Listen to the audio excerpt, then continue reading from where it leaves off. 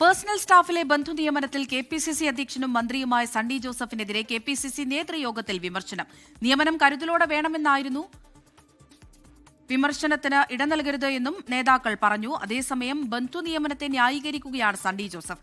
KPCC പുനഃസംഘടന അതിവേഗത്തിൽ ഉണ്ടാകുമെന്ന് AICC general secretary K C. Venugopal യോഗത്തിൽ വ്യക്തമാക്കി. തെരഞ്ഞെടുപ്പ് ഫലം വിലയിരുത്തുന്നതിനു വേണ്ടി കെപിസിസി ആസ്ഥാനത്ത് ചേർന്ന വിശാല നേതൃയോഗത്തിൽ മുതിർന്ന നേതാക്കളാണ് മന്ത്രി സണ്ണി ജോസഫിന്റെ പേഴ്സണൽ സ്റ്റാഫിലെ ബന്ധു നിയമനത്തെ വിമർശിച്ചത്. പേഴ്സണൽ സ്റ്റാഫ് നിയമനം കരുതലോടെ വേണമായിരുന്നുവെന്നും വിമർശനത്തിന് ഇട നൽകരുതായിരുന്നുവെന്നും നേതാക്കളുടെ വിമർശനം. ബന്ധു നിയമനത്തെ സണ്ണി ജോസഫ് ഇന്നും ന്യായീകരിച്ചു.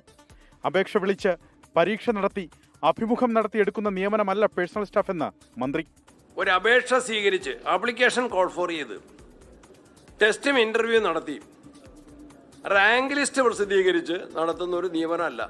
നല്ല ക്യാരക്ടറുള്ള, നല്ല രാഷ്ട്രീയ പ്രവർത്തനത്തിലെ നല്ല ട്രാക്ക് റെക്കോർഡുള്ള, ഒരു വിവാദത്തിനും വഴി കൊടുക്കാത്ത കഴിവുള്ള, ബുദ്ധിയുള്ള, എനിക്ക് കൂടി സ്വീകാര്യതയുള്ള, വിശ്വാസമുള്ള ഒരാളാണ് ബെന്നി തോമസ്. അതുകൊണ്ടാണ് അദ്ദേഹത്തെ വെച്ചത്.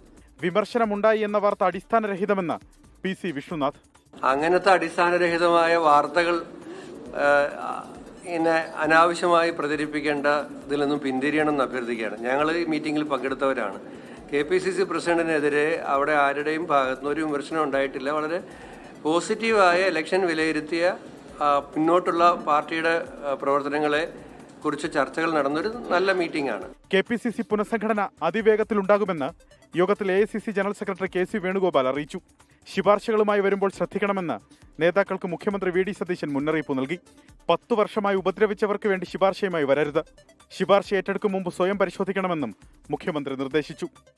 24 തിരുവനന്തപുരം.